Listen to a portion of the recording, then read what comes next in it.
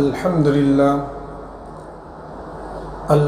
لله نحمده ونستعينه ونستغفره ونؤمن به ونتوكل عليه ونعوذ بالله من شرور أنفسنا ومن سيئات أعمالنا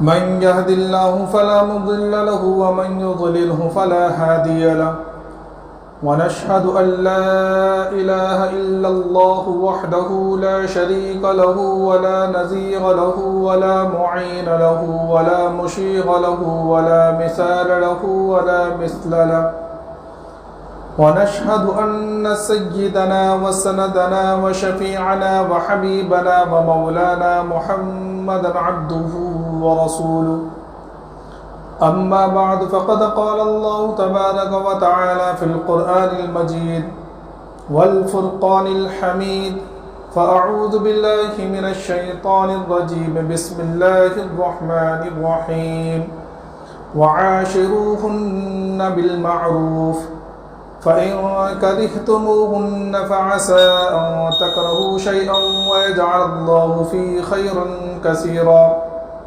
صدق اللہ العظیم۔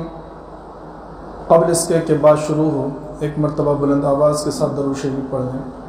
اللہم صلی علی سیدنا مولانا محمد وعلی آل سیدنا مولانا محمد وبارک وسلم کما تحب وترضى عدد ما تحب وترضى یا کریم۔ میرے محترم بزرگوں، دوستوں اور عزیز ساتھیوں، پچھلے جمعے سے بات یہ چل رہی تھی کہ اللہ تبارک و تعالی نے ایک مومن بندے سے دو طرح کے حقوق کا مطالبہ کیا ہے۔ ایک ہے حقوق اللہ، جو اللہ کے حقوق ہیں، جیسا کہ نماز پڑھنا، زکوٰۃ ادا کرنا، بیت اللہ کا حج کرنا، اللہ کے لیے روزے رکھنا، اللہ کے لیے نظر و نیاز کرنا اور اللہ ہی کی عبادت کرنا، اللہ کے ساتھ کسی کو شریک نہ کرنا۔ یہ وہ حق ہیں جو اللہ سے متعلق ہیں۔ دوسرے حق وہ ہے جو جن کو حقوق العباد کہا جاتا ہے، جو بندوں سے متعلق ہیں۔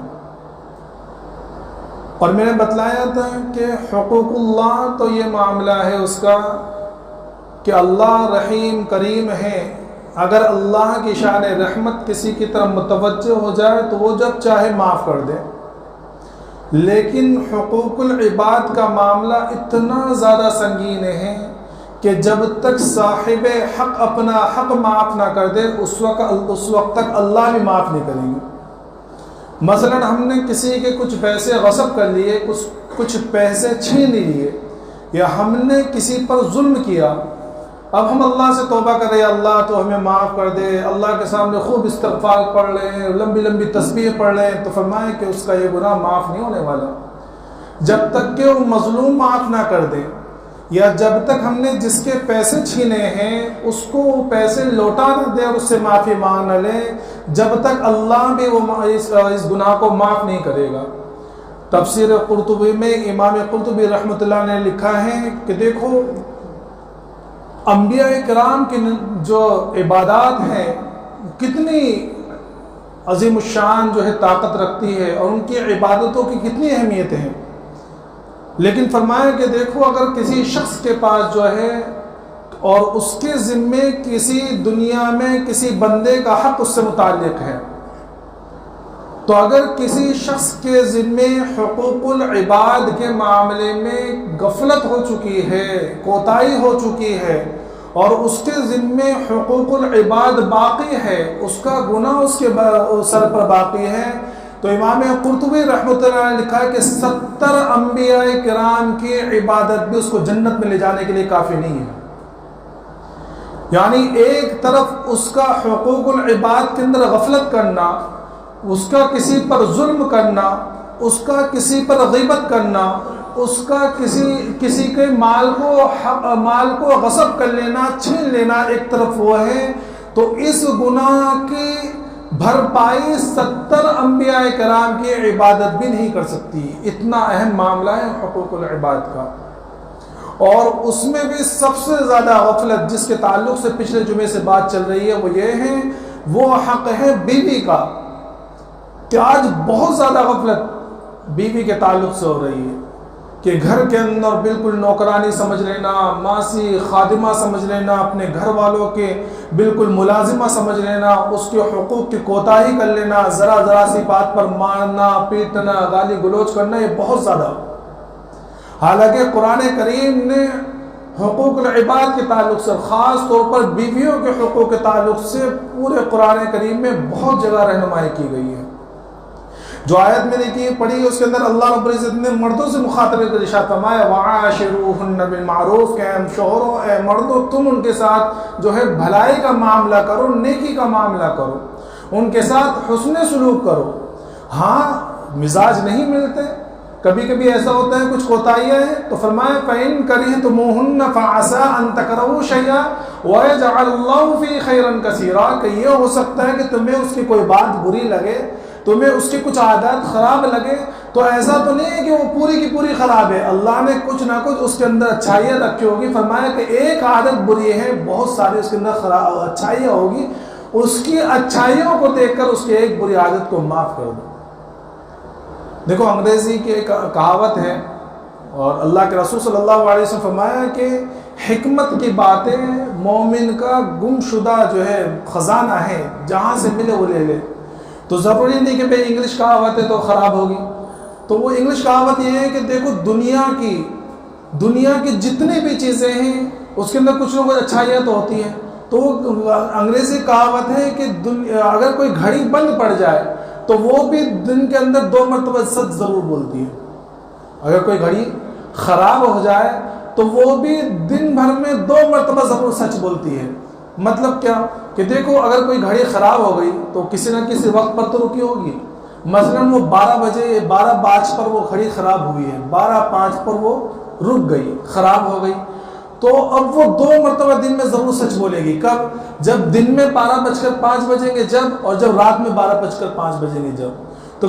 تو انگریزی کہاوت میں کہا گیا ہے کہ دنیا کے اندر اگر گھڑی خراب بھی ہو جائے تو دن میں 2 مرتبہ سچ ضرور کہتی ہیں۔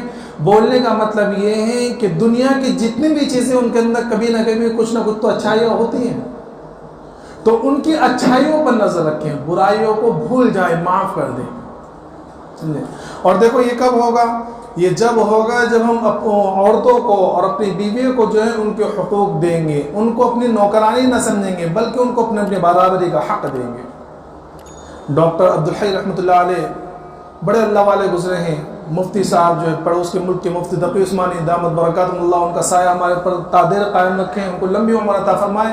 تو ان کے شیخ فرماتے ہیں کہ مجھے میرے شیخ اکثر جو ہے ہم مجلس کے اندر جو ہے کبھی کبھی تعلیم کے لیے کہا کرتے تھے کہ 55 سال ہو گئے زندگی گزارتے ہوئے بیوی کے ساتھ، 55 سال ہو گئے نکاح کے، تو 55 سال کے اندر کبھی بیوی سے لہجہ بدل کر بات کرنے کی نوبت نہیں آئی۔ 55 سال بھائی میاں بیوی کے تعلقات ہیں، ناگواری بات ہو جاتی ہے، بری باتیں بھی کبھی کبھی کچھ ہو جاتی ہیں، خلاف عادت بات ہو جاتی ہے، لیکن فرمایا کہ 55 سال ہو گئے کبھی بیوی سے لہجہ بدل کر بات نہیں کی ہے۔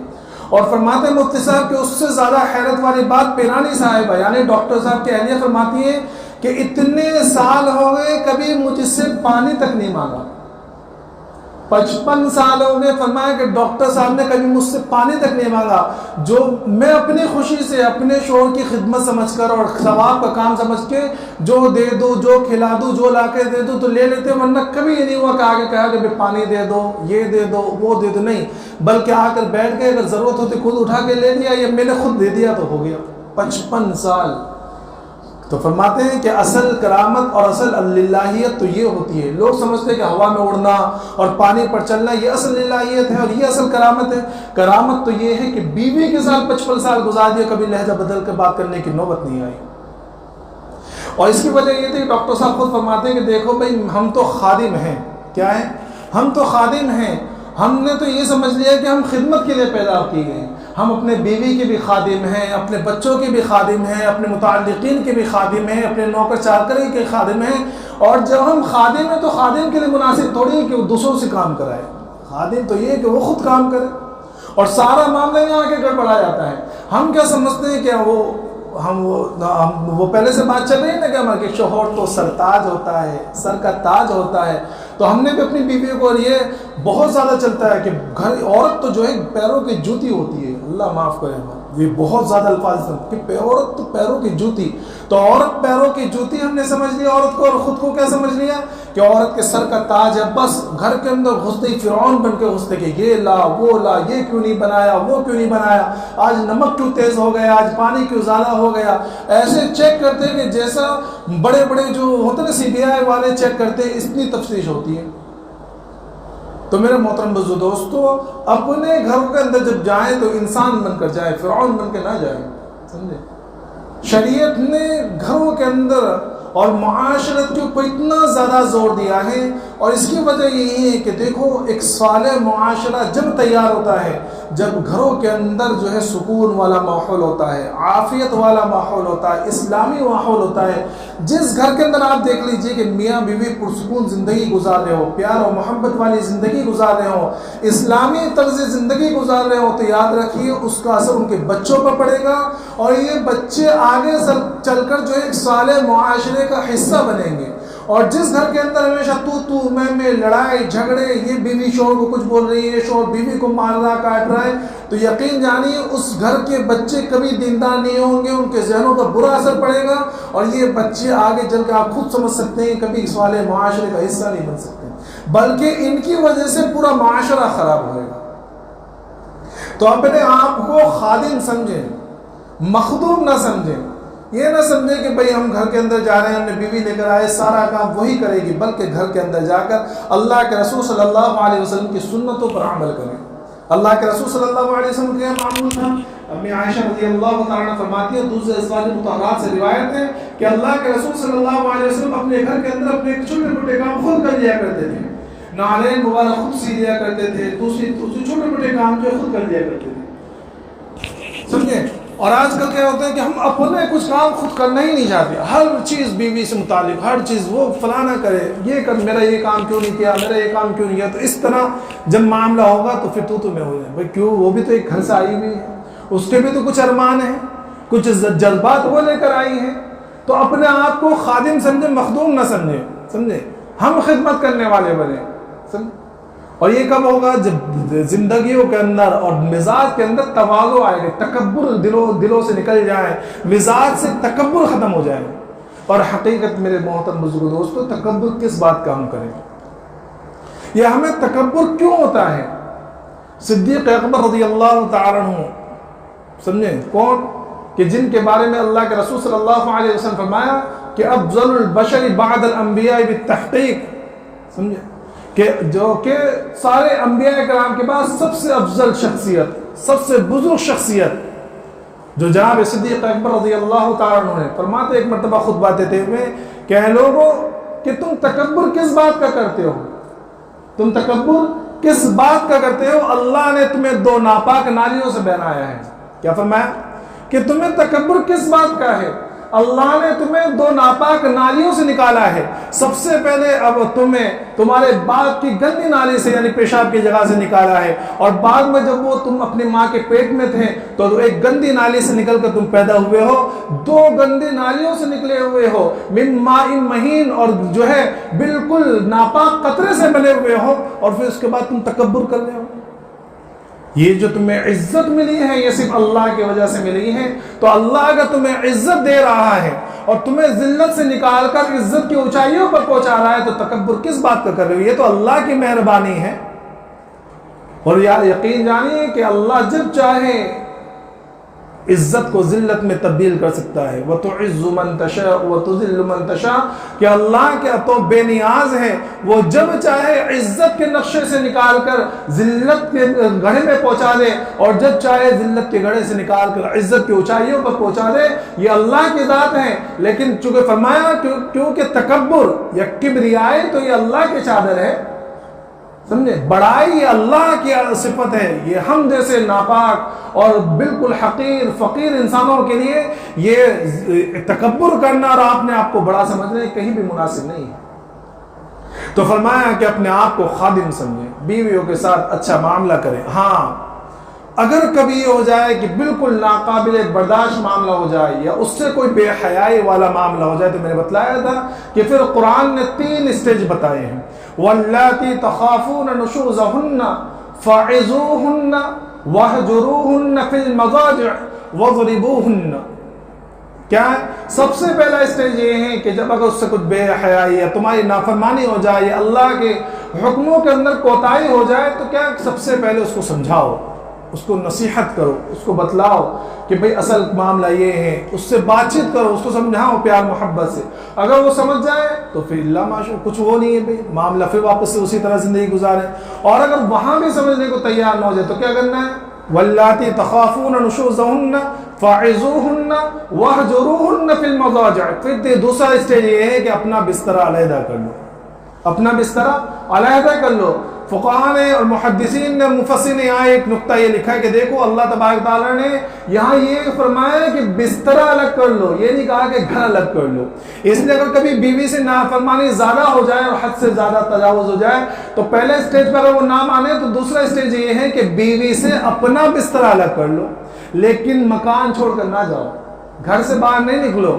بلکہ اگر تم بیڈ روم میں سوتے ہو تو تم اپنا بستر ہال میں لگا لو، اپنا بستر ہال میں لگا لو. پہلے زمانے کے اندر یہ ہال بیڈ روم وغیرہ کا سلسلہ نہیں چلتا تھا تو کبھی کبھی صحابہ کرام ایسا ہوتا تھا کہ بیوی سے ناراض ہوئی تو مسجد میں آ کے پڑ گئے. آپ نے واقعہ سنا ہوگا حضرت علی رضی اللہ تعالیٰ عنہ کا کہ آپ جو ہے ناراض ہو کے گھر مسجد میں چلے گئے. اللہ کے رسول صلی اللہ علیہ وسلم آئے، کہا کہ علی کہاں ہے؟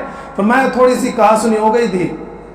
اچھا اس واقعے کے اندر یہ ہمارے جو پورا خاندانی نظام ہے نا، وہاں سسر کا کردار، بیوی کا کردار، شوہر کا کردار، یہ سارے کردار نظر آتے ہیں کہ ہمیں کس طرح زندگی گزارنی ہے. تو اللہ کے رسول صلی اللہ علیہ وسلم اپنی پیاری چہیتی بیٹی کے پاس گئے، حضرت فاطمہ رضی اللہ تعالیٰ کے پاس. پوچھا کہ علی نظر نہیں آ رہے، کہاں ہیں؟ کہا کہ یا رسول اللہ تھوڑی کہا سنی ہو گئی تھی تو شاید مسجد میں چلے گئے ہوں گے.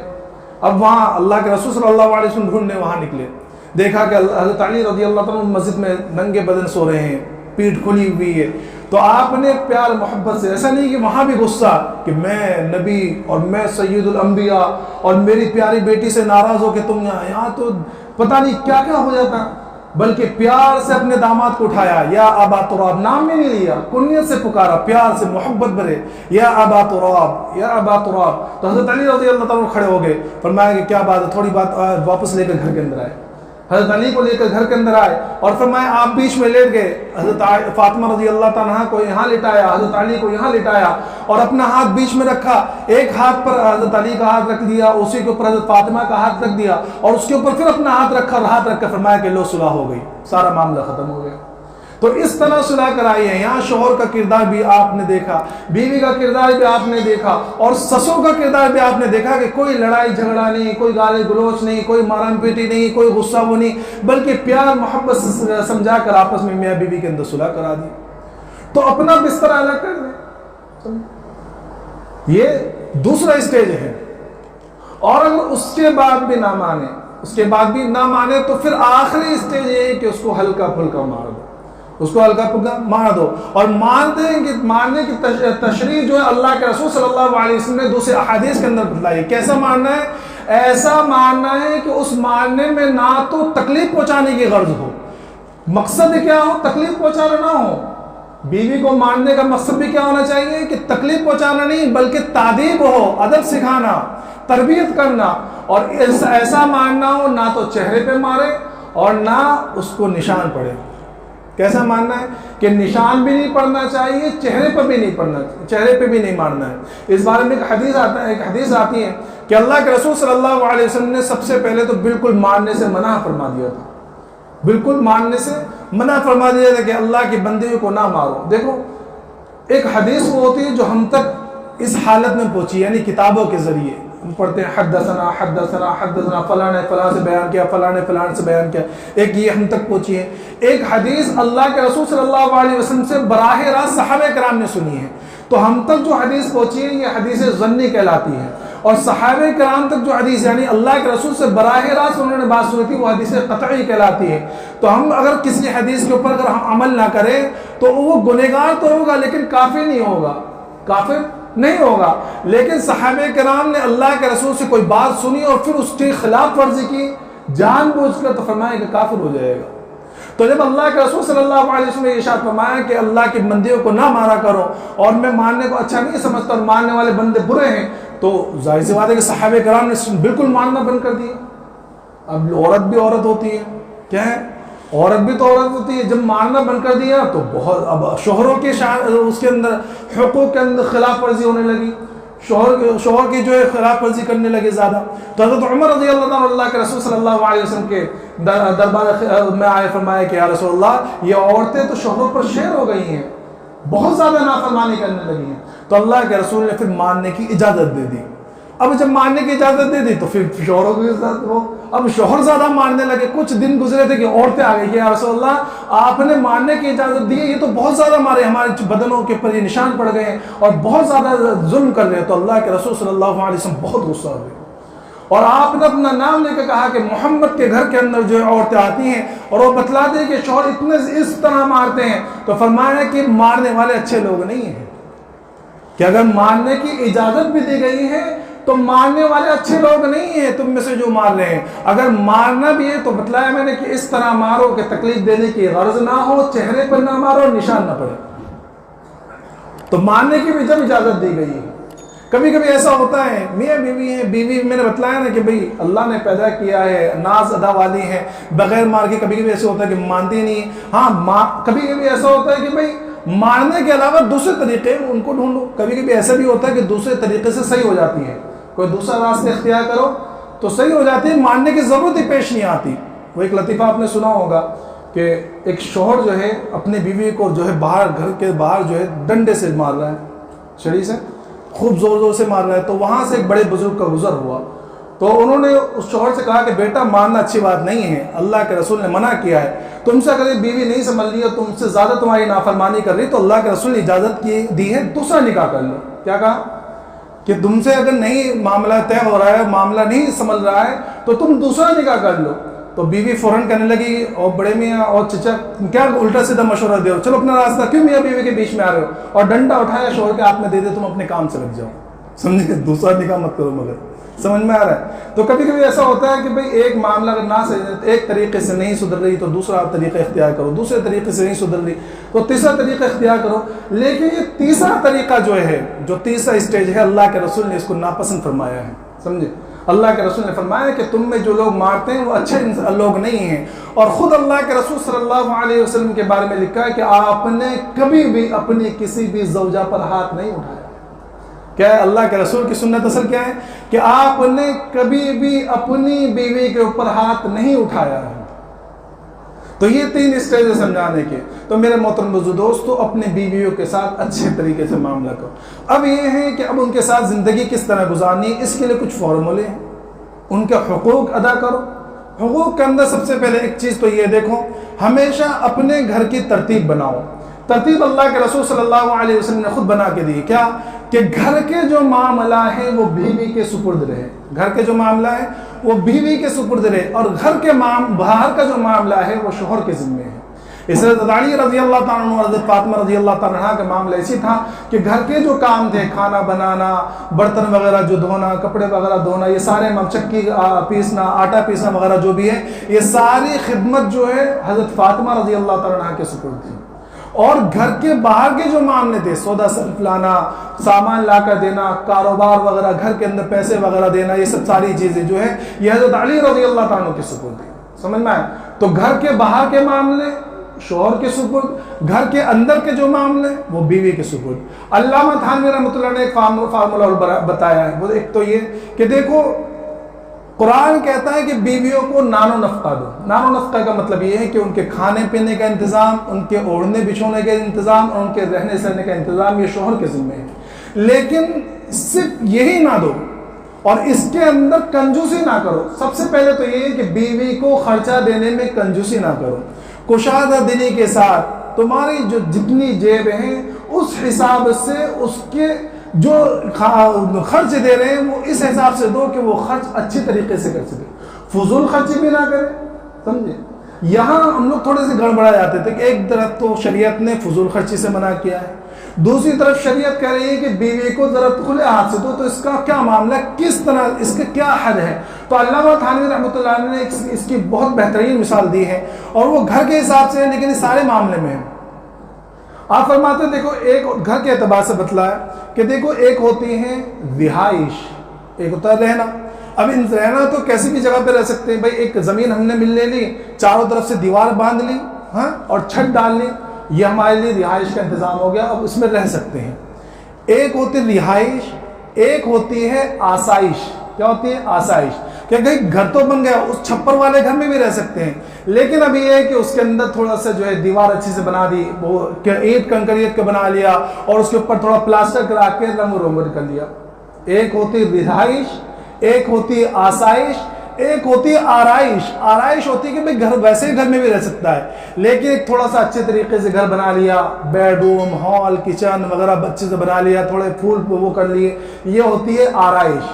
تو یہاں تک جائز ہے رہائش، آسائش اور آرائش.